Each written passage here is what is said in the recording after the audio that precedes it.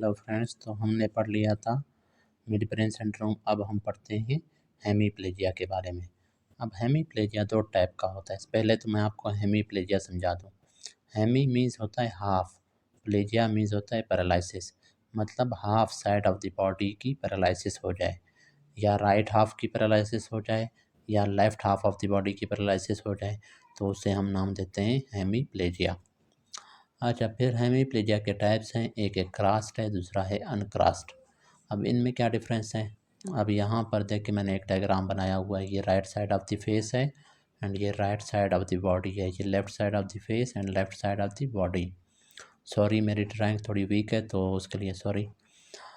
तो ये हमारे पास अगर ये पूरा side, right side of the body and right side of the face, ये अगर सारा पैरालाइज हो जाए तो उसको हम नाम देते हैं अनक्रॉस्ड हेमीप्लेजिया।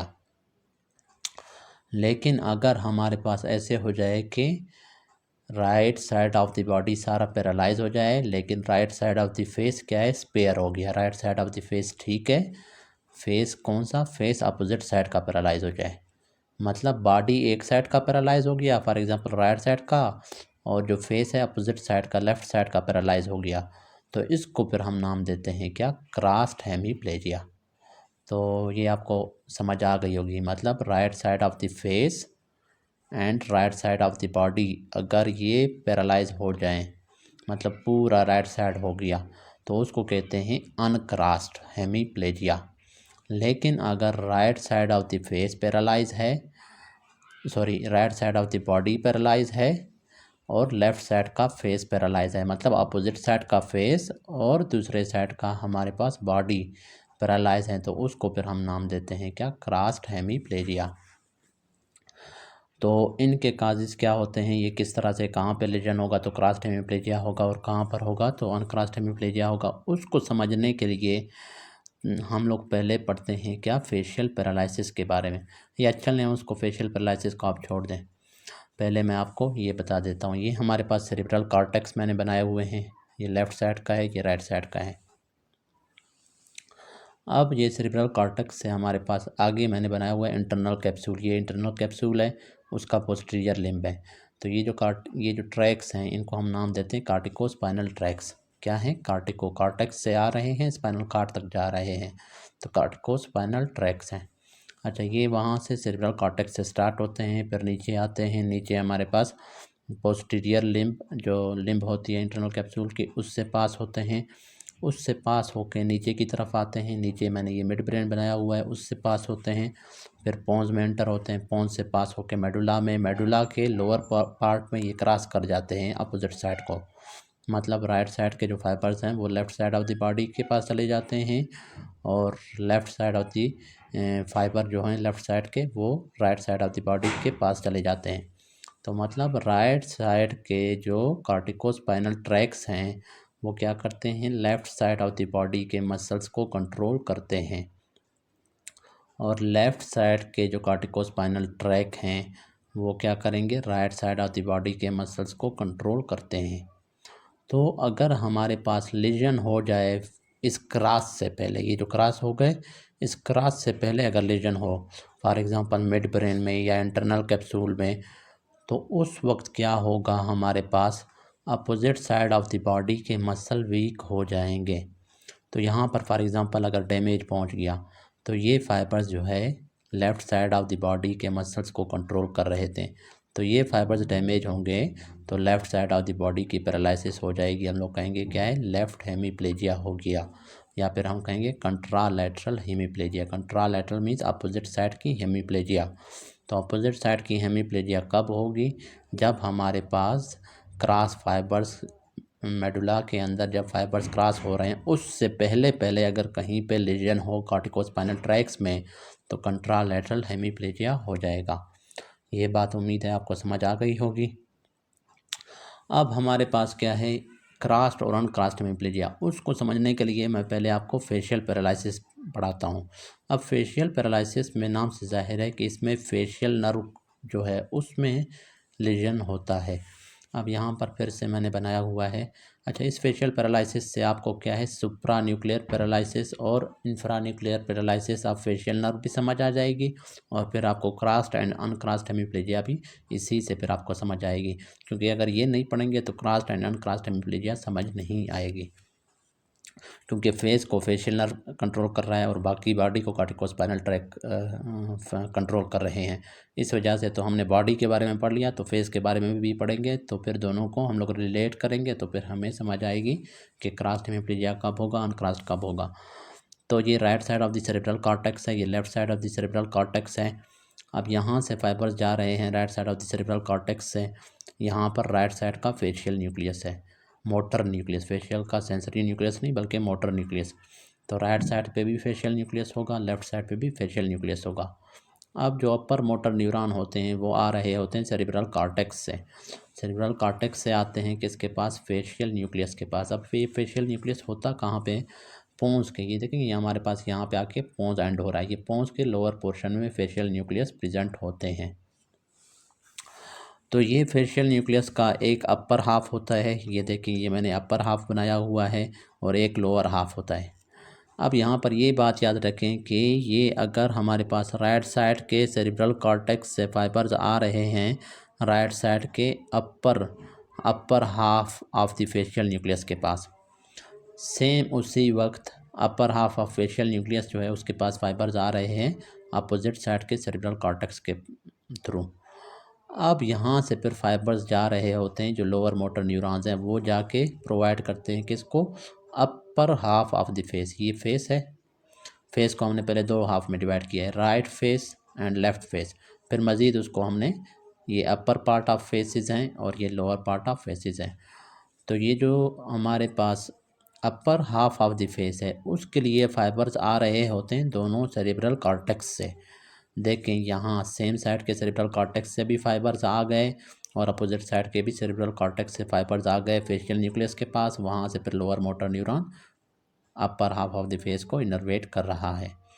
लेकिन जो lower half of the face है उसके लिए फाइबर्स हमारे पास सेम साइड के सेरेब्रल कॉर्टेक्स से नहीं आते, बल्कि क्या होता है, सिर्फ अपोजिट साइड के सेरेब्रल कॉर्टेक्स से फाइबर्स आते हैं on the lower part of facial nucleus, और वहाँ से फाइबर्स निकलते हैं for lower half of the face.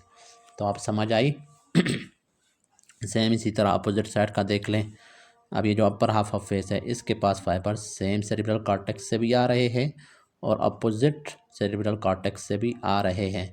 ये फाइबर्स जो आ गए यहाँ न्यूक्लियस के पास, न्यूक्लियस से फिर ये अपर हाफ ऑफ द फेस को इनर्वेट हो रहे हैं। और लेकिन यहाँ पर lower half of the face के लिए फाइबर्स कहाँ से आ रहे हैं, अपोजिट साइड से। सिर्फ ये देखें अपोजिट साइड से फाइबर्स आ गए lower half of the nucleus के पास, वहाँ से फिर lower half of the face के पास। तो मतलब क्या है कि lower half of the face जो हैं उसके लिए फाइबर्स सिर्फ आ रहे होते हैं सिर्फ opposite side of cerebral cortex से, लेकिन upper half of the face के लिए फाइबर्स आ रहे होते हैं from the same cerebral cortex as well as from the opposite cerebral cortex. तो ये बात आपको समझ आ गई होगी। अब यहाँ पर ये जो पहला न्यूरॉन है इसको हम कहते हैं अपर मोटर न्यूरॉन, और फिर न्यूक्लियस जो है फेशियल न्यूक्लियस उसके अंदर सेल बॉडीज़ होंगे सेकंड ऑर्डर न्यूरॉन के। तो मतलब फेशियल न्यूक्लियस और उसके बाद वो सारा जो न्यूरॉन होगा उसको हम कहेंगे second order lower motor neuron कहेंगे। मतलब अपर मोटर न्यूरॉन हो गया जो कि न्यूक्लियस तक सेंसेशन लाता है, इंफॉर्मेशन लाता है, और फिर न्यूक्लियस के बाद न्यूक्लियस से लेके हमारे पास कहाँ तक, फेस तक, इनर्वेशन तक, ये सारा जो नर्व होंगे, नर्व फाइबर्स होंगे, इसको हम कहेंगे लोअर मोटर न्यूरॉन। अब अगर अपर मोटर न्यूरॉन में मसला हो जाए, लीजन हो जाए, फॉर एग्जांपल ये राइट साइड का अपर मोटर न्यूरॉन है, फेशियल अपर मोटर न्यूरॉन। अब ये सारे फाइबर्स, ठीक है, ये असल में ये फाइबर्स मैंने इतने दूर दूर जो बनाए हैं असल में इतने दूर नहीं होते, ये साथ में जा रहे होते हैं ना, ये यहाँ पे आ गए, ये यहाँ पर इस तरह जा रहे होते हैं, फिर अपोजिट साइड पे चले जाते हैं। तो ये वाला भी हमारे पास यहाँ करीब से आ रहा होता है, फिर अपोजिट साइड पे, तो ये सारे हमारे पास एक साथ डैमेज होंगे। तो राइट साइड के अगर अपर मोटर न्यूरॉन हमारे पास डैमेज हो गया तो क्या होगा, सेम साइड का अपर हाफ ऑफ द फेस को यहाँ से फाइबर्स जा रहे थे ना, तो वो नहीं जाएंगे, तो उसकी वजह से इसके पास सेंसेशन नहीं जाएंगे। लेकिन लेकिन upper half of the face के लिए यहाँ से तो चलो सेंसेशन नहीं जा रहे, लेकिन अपोजिट साइड वाले जो फाइबर्स हैं ये तो अभी तक ठीक हैं।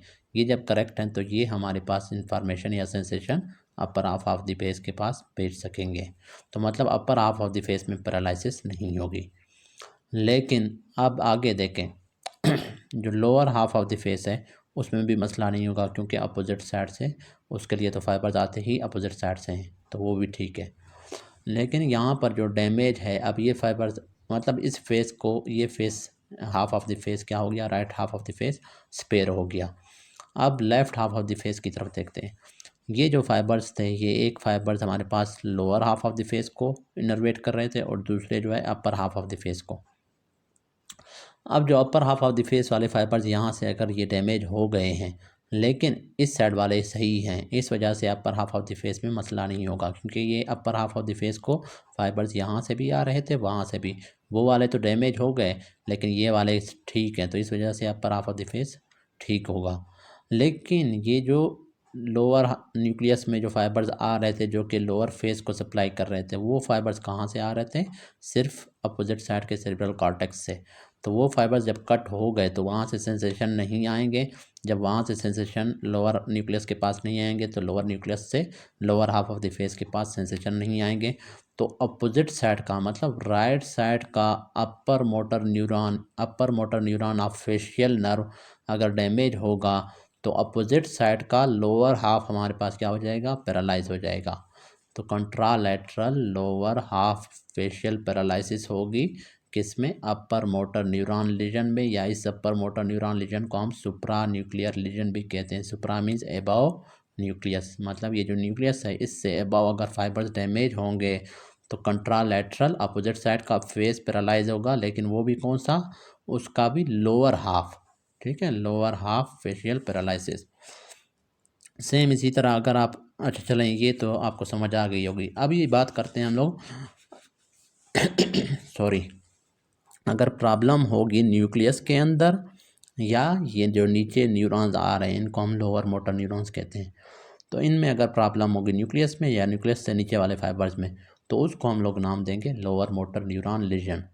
तो लोअर मोटर न्यूरॉन लीजन या तो न्यूक्लियस में होगा तो उसको न्यूक्लियर पार्सी कहेंगे या न्यूक्लियर लीजन कहेंगे, या फिर lower motor neuron legion nucleus के बाहर वाले फाइबर्स में, जिनको हम कहते हैं इंफ्रा न्यूक्लियर लीजन। तो मतलब लोअर मोटर न्यूरॉन लीजन या तो इंफ्रा न्यूक्लियर है, मतलब इन फाइबर्स में, न्यूक्लियस के नीचे वाले फाइबर्स में, या न्यूक्लियस के अंदर सेल बॉडीज़ में। तो उसको न्यूक्लियस के अंदर सेल बॉडीज़ में होगा तो उसको न्यूक्लियर लीजन कहेंगे, और नीचे फाइबर्स में होगा तो इंफ्रा न्यूक्लियर लीजन कहेंगे। इन दोनों को इकट्ठे हम नाम देंगे लोअर मोटर न्यूरॉन लीजन। तो अब आप देख लें, ये lower motor neuron for example ये वाले फाइबर्स हैं, ये डैमेज हो गए तो क्या होगा। अब देखें यहाँ पर हमारे पास क्या था, सेम साइड से फाइबर्स आ रहे थे अपर half of the facial nucleus के पास। अब जब हमारे पास क्या होगा, ये हिस्सा डैमेज हो गया तो ये जो upper half of the face के लिए सेंसेशन आ रहे थे ये स्टॉप हो जाएंगे। ठीक है, अब चाहे अपोजिट साइड से भी वो आ रहे हैं, लेकिन ये वाला हिस्सा डैमेज है तो वो नीचे नहीं आ पाएंगे। साथ में जो lower half of the face उसके लिए भी सेंसेशन उस साइड से आ रहे थे, लेकिन वो नीचे, मतलब अब यहाँ फेशियल न्यूक्लियस से नीचे जितने भी सेंसेशन हैं वो लॉस हो जाएंगे, क्योंकि ये फाइबर्स ही कट गए। तो ये वाला हाफ भी पैरालाइज हो जाएगा, ये वाला हाफ भी पैरालाइज हो जाएगा। तो मतलब लोअर मोटर न्यूरॉन किस साइड का, लेफ़्ट साइड का डैमेज जब हुआ था तो लेफ़्ट साइड का पूरा हाफ ऑफ द फेस क्या हो जाएगा, पैरालाइज हो जाएगा। तो इस वजह से सेम साइड का न्यूरॉन सेम साइड के फेस की पैरालिसिस काज करेगा। तो इसको हम नाम देते हैं इप्सिलेटरल फेशियल पैरालिसिस। तो ये हमारे पास फेस इप्सिलेटरल फेशियल पैरालिसिस है। और कंट्रालैटरल फेशियल पैरालिसिस कब हो रहा था, जब अपर मोटर न्यूरॉन लीजन था। तो अब ये आपको समझ आ गई होगी। अब हम समझते हैं क्या क्रॉस्ड एंड अनक्रॉस्ड हेमिप्लेजिया। अब अगर अपर मोटर न्यूरॉन लीजन होगा, अपर मोटर न्यूरॉन मतलब इस फेशियल न्यूक्लियस से ऊपर, इस फेशियल न्यूक्लियस से ऊपर लीजन अगर होगा, तो ये तो कार्टिकोस्पाइनल ट्रैक मैंने बनाए थे। इसी कार्टिकोस्पाइनल ट्रैक के साथ साथ कार्टिकोबल्बर ट्रैक्स होते हैं, जो कि इसी तरह इंटरनल कैप्सूल से, मिड ब्रेन से, पोन्स से पास होंगे। इन फाइबर्स को फिर हम नाम देंगे कार्टिकोबल्बर। बल्बर मीन्स जो न्यूक्लियस के पास जा रहे होंगे, फेशियल न्यूक्लियस के पास। तो ये दोनों साथ चल रहे होते हैं, कार्टिकोस्पाइनल ट्रैक और कार्टिकोबल्बर ट्रैक साथ में ट्रैवल कर रहे होते हैं। लेकिन जब फेशियल न्यूक्लियस तक पहुँचते हैं तो वो कार्टिकोबल्बर ट्रैक फेशियल न्यूक्लियस के पास जाएंगे और जो कार्टिकोस्पाइनल ट्रैक है वो हमारे पास नीचे मेडुला में जाके एंटर होंगे और वहाँ से फिर क्रॉस होंगे। अब अगर इस फेशियल न्यूक्लियस से ऊपर अगर मसला है इंटरनल कैप्सूल में या यहाँ पे, तो मतलब ये कार्टिकोस्पाइनल और कार्टिकोबल्बर ट्रैक दोनों साथ में डैमेज होंगे। जब डैमेज होंगे तो अपर मोटर न्यूरॉन लीजन में मैंने आपको क्या कहा, अपर मोटर न्यूरॉन लीजन अगर फेशियल नर्व का है तो उसकी वजह से कंट्रालैटरल लोअर हाफ फेशियल पैरालिसिस हो रही है, ठीक है ना, अपोजिट साइड का। और साथ में ये वाले राइट साइड के जो कार्टिकोस्पाइनल ट्रैक थे वो लेफ़्ट साइड के मसल्स को कंट्रोल कर रहे थे, इस वजह से left side of the body के मसल्स पैरालाइज हो जाएंगे। तो लेफ़्ट साइड का बॉडी पैरालाइज हो जाएगा और साथ में लेफ़्ट साइड का lower half of the face भी पैरालाइज होगा। तो इप्सी लेटरल मतलब सेम साइड का फेस है और सेम साइड की बॉडी पैरालाइज है, उसको हम नाम दे रहे थे अनक्रॉस्ड हेमीप्लेजिया, जिसमें सेम साइड का फेस और सेम साइड की बॉडी पैरालाइज होगी तो उसको अनक्रॉस्ड। तो मतलब अगर अपर मोटर न्यूरॉन लीजन होगी, मतलब इंटरनल कैप्सूल में अगर मसला होगा या सेरेब्रल कॉर्टेक्स में प्रॉब्लम होगी या मिड ब्रेन से ऊपर मिड ब्रेन में, तो उसको फिर हम नाम दे रहे थे अनक्रॉस्ड हेमीप्लेजिया, क्योंकि उसमें सेम साइड के फेस और सेम साइड का बॉडी पैरालाइज हो रहा था। अच्छा, इसमें आप ये नहीं देख, नर्व की बात नहीं कर रहे। अब देखिए फाइबर्स हमारे पास राइट साइड के थे लेकिन बॉडी जो है लेफ़्ट साइड का पैरालाइज हुआ है, तो हम लोग उसकी बात नहीं कर रहे फाइबर्स की, हम लोग बात ये कर रहे हैं कि अगर लेफ़्ट साइड की बॉडी पैरालाइज है तो फेस भी लेफ़्ट साइड का पैरालाइज है, मतलब सेम साइड का फेस और बॉडी पैरालाइज है, इस वजह से इसको हम नाम देते हैं अनक्रॉस्ड हेमीप्लेजिया। अब क्रॉस्ड हेमीप्लेजिया कब होगा? क्रॉस्ड हेमीप्लेजिया जब हमारे पास पोन्स के अंदर या मेडुला के अंदर प्रॉब्लम होगी। अब पोन्स के अंदर क्योंकि फेशियल न्यूक्लियस प्रेजेंट है। अब इस एरिया पे जहाँ पर फेशियल न्यूक्लियस प्रेजेंट है, अब इस एरिया पे अगर प्रॉब्लम होगी या इससे नीचे, मतलब ये फेशियल नर्व के नीचे फाइबर्स आ रहे हैं, इससे नीचे अगर प्रॉब्लम है, ठीक है, तो फिर क्या होगा? तो फिर हमारे पास फेशियल नर्व का मैंने आपको बता दिया था कि फेशियल नर्व के न्यूक्लियस में या ये नीचे वाला जो प्रॉब्लम होता है तो उसमें मैंने आपको बताया कि सेम साइड का फेस पैरालाइज हो जाएगा, क्योंकि यहाँ पर अगर प्रॉब्लम आ गई या इस न्यूक्लियस में प्रॉब्लम आ गई तो ऊपर से ये वाले सेंसेशन और इस साइड से जो सेंसेशन आ रहे हैं वो सारे स्टॉप हो जाएंगे। वो जब स्टॉप हो जाएंगे तो इस फेस का ये वाला जो हाफ है उसके पास हमारे पास सेंसेशन नहीं आएंगे, क्योंकि यहाँ पर प्रॉब्लम है, लेकिन अपोजिट साइड का फेस वो ठीक होगा। तो मतलब ipsilateral lower motor neuron lesion में मैंने आपको समझा दिया था इप्सी लेटरल फेशियल पैरालिसिस हो जाएगा। तो जब यहाँ पर फेशियल न्यूक्लियस में या फेशियल नर्व के जो लोअर मोटर न्यूरॉन वाले एरिया में कार्टिकोस्पाइनल ट्रैक के साथ साथ लीजन अगर हो गया तो हमारे पास क्या होगा, राइट साइड के फेशियल नर्व में अगर मसला हो गया है लोअर मोटर न्यूरॉन में तो right side of the face paralyse होगा, लेकिन बॉडी राइट साइड का नहीं होगा क्योंकि ये वाले फाइबर्स ने जाना था अपोजिट साइड के पास। तो बॉडी जो है लेफ़्ट साइड के बॉडी के मसल्स पैरालाइज होंगे, तो मतलब फेस राइट साइड का पैरालाइज हो गया और बॉडी जो है वो किसका, लेफ़्ट साइड का पैरालाइज हो गया। तो इस तरह का हेमीप्लेजिया जिसमें एक साइड का फेस पैरालाइज हो, अपोजिट साइड की बॉडी पैरालाइज हो, उसको हम फिर नाम दे रहे थे क्रॉस्ड हेमीप्लेजिया। तो अब क्रॉस्ड और अनक्रॉस्ड हेमीप्लेजिया में डिफरेंस आपको पता चल गया होगा और लीजन का भी आपको पता चल गया होगा कि अगर लीजन फोर ब्रेन में हो, मतलब सेरेब्रल कॉर्टेक्स में, इंटरनल कैप्सूल में, तो उस वक्त हमारे पास क्या होता है, अपर मोटर न्यूरॉन लीजन होती है और हमारे पास क्या होता है, अनक्रॉस्ड हेमीप्लेजिया होता है। लेकिन जब हमारे पास क्या है, लोअर मेडुला में प्रॉब्लम होगी जहाँ पर फेशियल न्यूक्लियस प्रेजेंट है, तो वहाँ पर अगर कार्टिकोबल्बर और कार्टिकोस्पाइनल ट्रैक डैमेज होंगे तो फेस एक साइड का पैरालाइज होगा और बॉडी दूसरे साइड का पैरालाइज होगा और उसको फिर हम नाम देंगे क्रॉस्ड हेमीप्लेजिया। तो ये इंपॉर्टेंट हैं, ये आपने याद रखने हैं, इससे एमसीक्यूज आते हैं। तो होप आप लोगों को समझ आ गई होगी, अगर फिर भी समझ नहीं आई तो आप कमेंट में पूछ सकते हैं, नेक्स्ट लेक्चर में फिर मैं आपको दोबारा समझा दूँगा। Thank you.